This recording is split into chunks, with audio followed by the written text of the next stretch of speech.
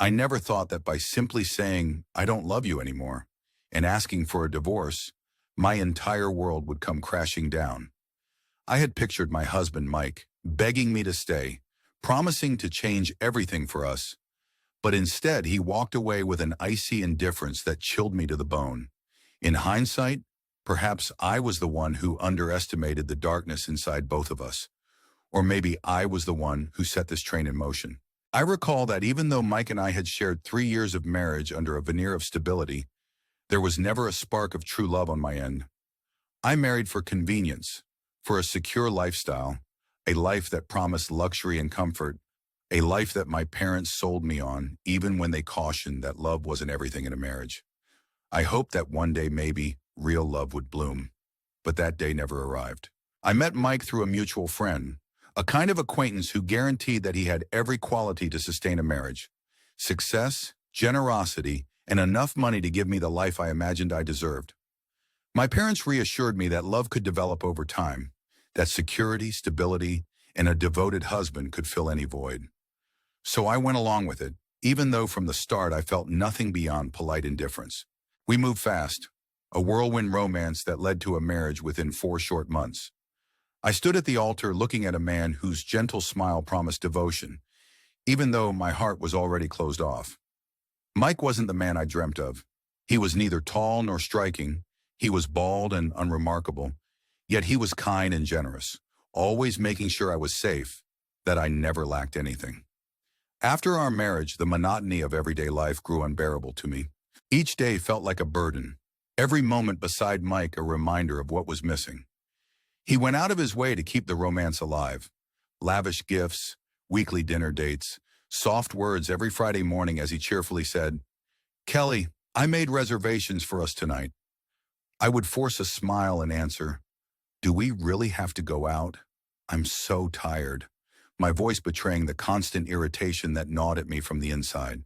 I dreaded the mandatory outings, felt the sting of judgmentful eyes when we were seen in public, as if everyone was trying to decipher why a man like Mike ended up with someone like me.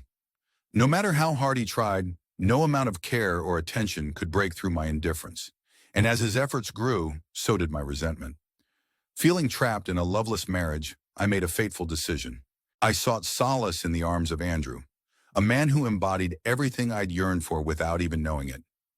Andrew was the complete opposite of Mike in every regard: tall, naturally attractive, impulsive, passionate, and above all, wild in a way that made me feel vibrantly alive. From the moment our eyes met, he exuded an effortless charm, a magnetism that filled me with a sense of being truly seen and desired. Even though I was the one financing our dates and occasionally covering his meager bills, every moment with Andrew made me forget the cold emptiness that plagued me at home. In his arms, laughter came easily, and friends even remarked how I looked lighter, as though I were shedding old layers. Our secret encounters were filled with stolen moments and whispered promises. Andrew's voice, soft against my ear, murmuring, "Leave him, Kelly. You deserve a life of passion with me." At first I dismissed his words as mere fantasy, but gradually I realized how profoundly true they were. The thought of remaining in a marriage devoid of love became unbearable. Late at night, as Mike slept soundly after another obligatory dinner date, I would tiptoe around our home, feeling both the thrill and the terror of our clandestine meetings. We planned everything meticulously, timing our rendezvous with Mike's endless business trips as a realtor, moving from one city to another, a perfect cover for our secret affair that once felt both dangerous and exhilarating. Then came that fateful evening, past midnight. Andrew and I were curled up on the couch, half-empty wine bottle on the table, when suddenly the doorbell rang. In that moment, where normally I'd have felt safe wrapped in Andrew's embrace, dread coursed through me. I exchanged a panicked glance with him before creeping to the door. Peering through the peephole, I saw Mike standing outside, his expression a mask of unreadable intensity. I froze, my heart pounding as disbelief overwhelmed me. Before I could react, Mike stormed past me, his strength tipping me aside as he bellowed, "Where is he?" His voice rang out, sharp and accusing, as he began a frantic search upstairs while I stared in numb shock. I trailed behind him quietly, trying desperately to maintain control over my swirling emotions. He searched every room, peering into closets, under the bed, even in the bathroom. "Don't play dumb with me, Kelly," he snapped at one point, his tone laden with a mix of hurt and suspicion. I could only stammer, "Mike, this is ridiculous. What are you looking for?" But he wasn't listening. His actions spoke of a betrayal he had long suspected. As his search grew more frantic, my defiant heart pounded in my ears, and I could see his inner conflict, between trust and the seething doubt that had built within him over time. It wasn't long before his fury came crashing out in full force. I remember the shattering moment when he confronted me in the hallway. "Mike, you barged into our home in the middle of the night like a lunatic," I pleaded in a shaky whisper. "Do you really think I would betray you?" Tears welled in my eyes as I tried to explain that it wasn't my desire to hurt him, but his accusation, "You came in here acting like I was some criminal," cut deep. In that moment, pride and fear collided. I saw the coldness in his eyes, and despite his anger, I realized that nothing could mend the growing chasm between us. The conflict only deepened in the days that followed. Guilt tugged at me constantly, reminding me that Mike was a good man, caring, loyal, and I was the one who had shattered our union. I tried my best to resist Andrew's pulls, to end the affair and salvage whatever fragments of our marriage remained. But the lure of Andrew's promise, the rush of forbidden passion, pulled me back every time Mike left for his business trips. Yet sometimes, in quiet moments of clarity, I wondered if maybe I should have done the right thing and ended it with Andrew. I brushed off the texts and missed calls, convincing myself that rationality would prevail. That hope, too, was short-lived. Andrew grew impatient. No longer content with clandestine meetings and whispered promises, he confronted me one night as we lay together in his cramped apartment. "Kelly," he said in a tone that brooked no argument, "how much longer will we keep sneaking around?" His fingers traced circles on my shoulder, and he looked me dead in the eyes, demanding, "If you truly love me, then leave him. I won't wait forever." I hesitated, caught between the terror of starting over and the crushing comfort of routine. The idea of divorce terrified me, not because I still felt love for Mike, that ship had long sailed, but because I had built my life around the security he provided. I needed more time to work things out, even if that was nothing more than an excuse to delay the inevitable. That internal conflict festered until I finally made a decision. I rehearsed the conversation 1,000 times in my head, preparing myself to face Mike with trembling hands and a broken heart. The moment came when Mike returned from one of his trips, looking as worn and composed as he always did. Standing in our living room, watching him scroll through his phone, I summoned every ounce of courage. "Mike," I began, voice barely steady, "I don't love you anymore.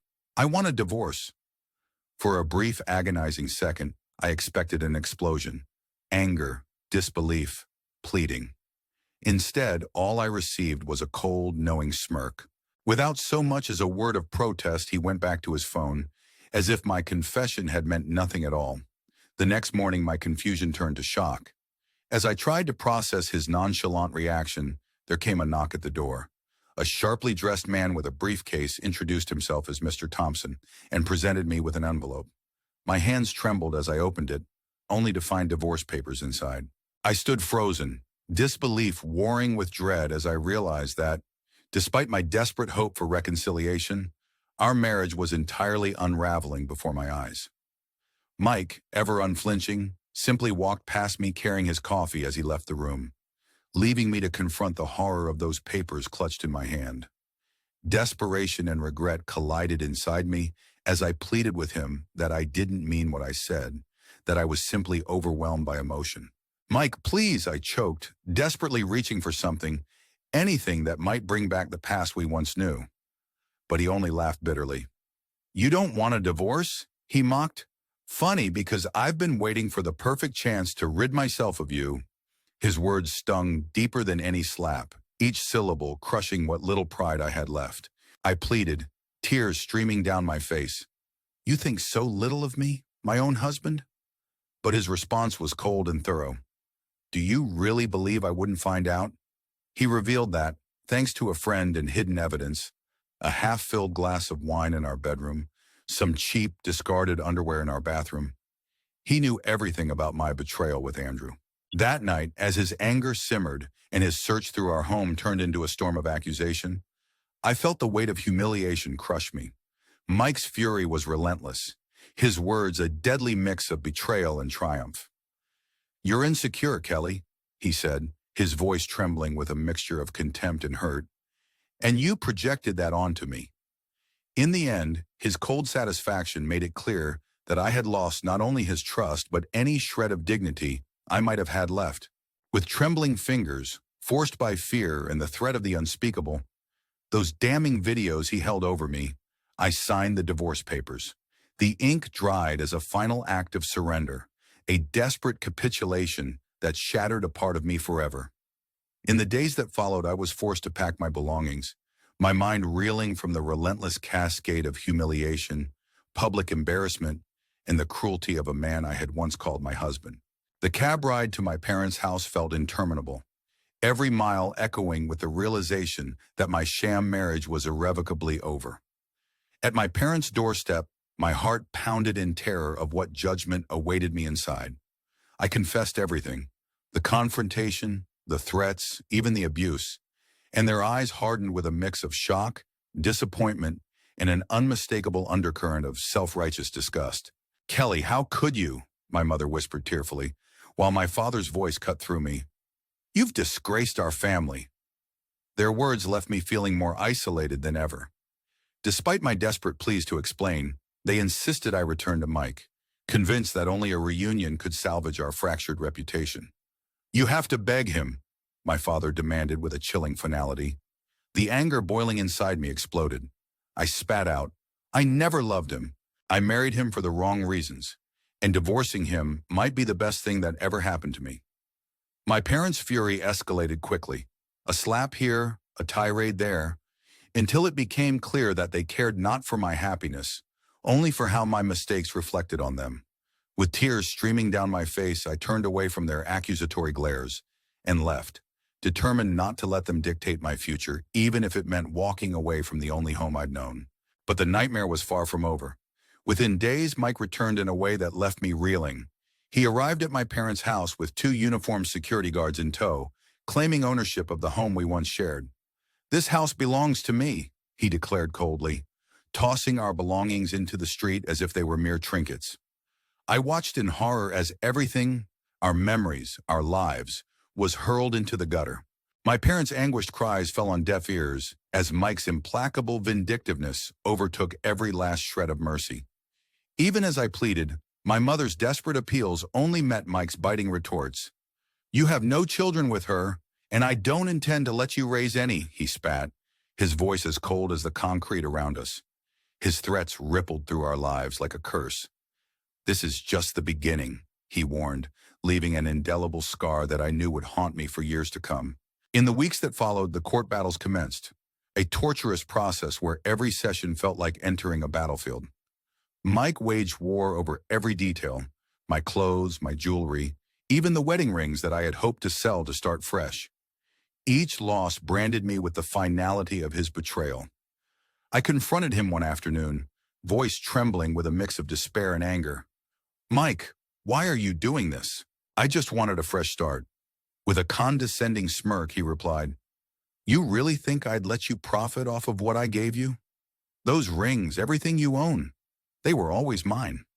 His words were the final nails in the coffin of my former life, leaving me hollow, stripped of not only physical possessions, but of every symbol of the security I had once known. Then, as if ensuring that my humiliation was complete, Mike took matters further by leaking intimate photos of me online, a brutal act of revenge that forced me into seclusion, drowning in shame.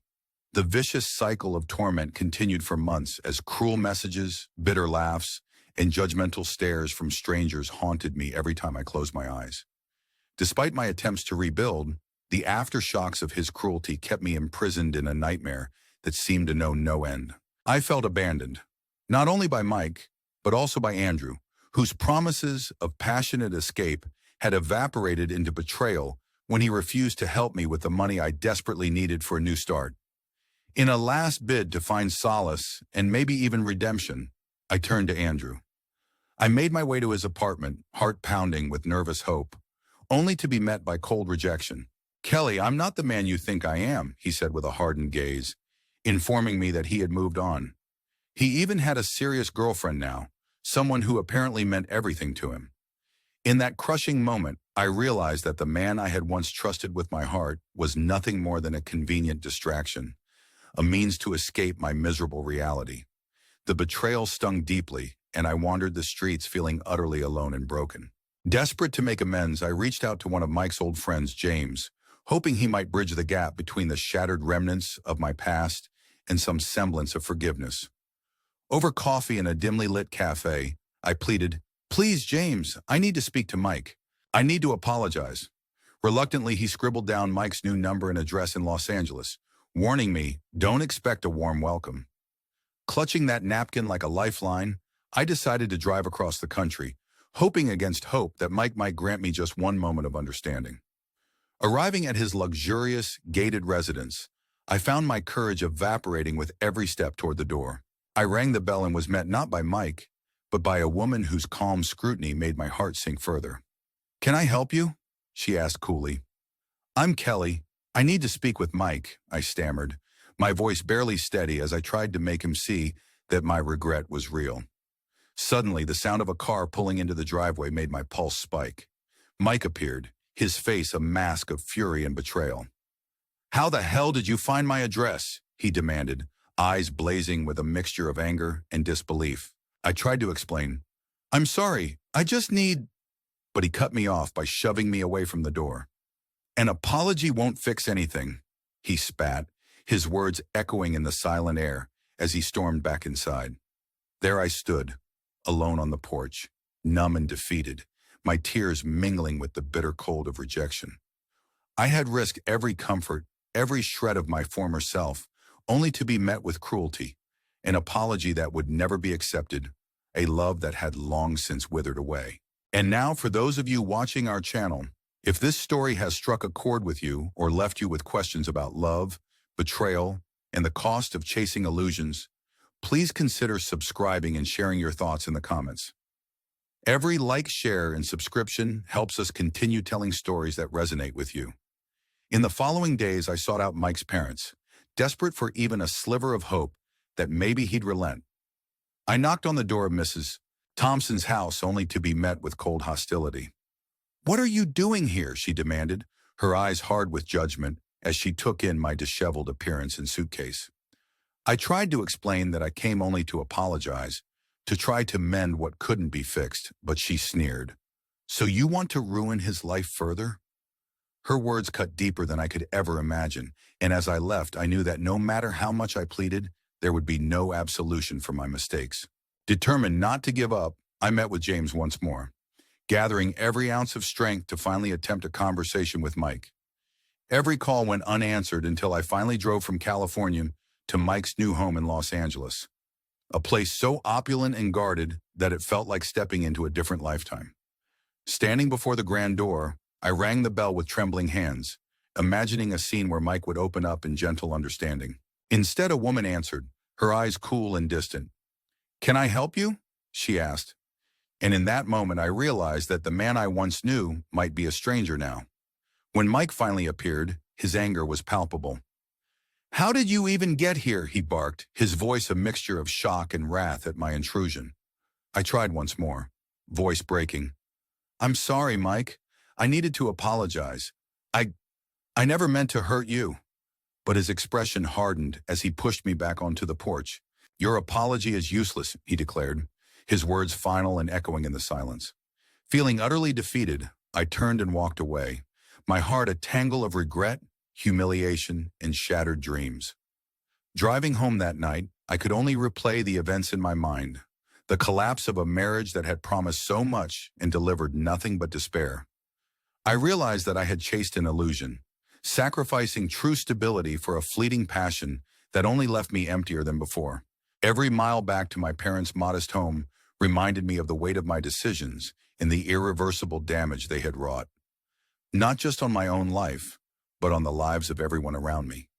Over the next few months, as the divorce proceedings dragged on, and Mike's cruelty continued to haunt every corner of my existence, I began to piece together the fragments of who I was before all this pain.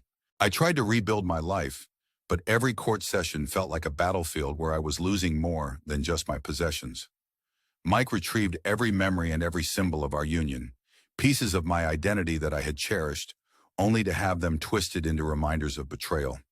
In his relentless pursuit of vengeance, he emptied our joint savings, took back every gift and priceless token of my former life, leaving me with nothing. Then just when I thought I might begin to forget the devastation, the final blow landed, a day after the hearing, as I confronted him once more. Pleading for even a scrap of mercy, he coldly reminded me, "Everything you own, everything you have, belongs to me." His words were punctuated by a dismissive turn of his heel, leaving me in a state of utter despair. I sat there clutching the remnants of my shattered self, wondering if I'd ever find a way out of this endless nightmare. I spent the following months isolated and broken, haunted by every cruel message and hateful comment that followed the online leak of my most vulnerable moments. The humiliation was relentless, a constant reminder of how my choices had left me exposed and empty. And yet, in the midst of this dark spiral, I began to understand that I had to rebuild my life on my own terms. I had to find a way to forgive myself, even if I knew that Mike would never grant me that same grace. In a final act of desperate hope, I reached out one last time, summoning every shred of courage to try and make amends. I dialed Mike's new number, the one I had obtained through James, and with a trembling voice, I begged for a chance to explain, to apologize for the mistakes I had made. But every call went unanswered, every message met with silence. That rejection, final and unyielding, forced me to confront the harsh truth. There was no turning back. The bitter lesson of my experience remains seared into my soul, a reminder of how the pursuit of an illusion can lead not to freedom, but to a prison of regret. I share this story not only to unburden myself, but to remind you, dear listeners, that choices can have irreversible consequences. If you found a piece of truth or a spark of connection in my journey, please consider subscribing to our channel, leaving a comment, and sharing this video. Your support helps us keep these stories alive, so we can connect over the real, often painful struggles of life. And so, with a heavy heart, I accepted that my past was irretrievably shattered. I faced the reality that my marriage, with all its false promises and secure comforts, was gone forever, replaced by a trail of loss, regret, and shattered self-esteem. I learned that sometimes the very things we cling to for stability can become the chains that bind us to our deepest regrets. Now, as I stand on the precipice of a future that is both uncertain and daunting, I realize that redemption may come only from within. I have started taking small steps to reclaim my life, even if it means facing the bitter memories of a love that was never real. The road ahead is long and fraught with challenges, yet I know that every end also marks a new beginning. It is in these moments of raw vulnerability that I find the strength to move forward, to rebuild, and to ultimately forgive myself. This is my story, a tale of broken promises, harsh truths, and the painful awakening that sometimes letting go is the only way to survive. I share it with hope that you, dear listener, might learn from my mistakes and choose a path that honors your true self. Thank you for listening, and if you feel moved or connected in any way by this journey, please hit that subscribe button, leave a comment below, and share this video. Your engagement means the world to us and helps keep these heartfelt stories alive. I wish you the courage to face your own truths and the strength to rebuild after every fall. Remember that even in the darkest of nights, there is always the promise of dawn. Thank you for being here today and for joining me on this painful yet illuminating journey.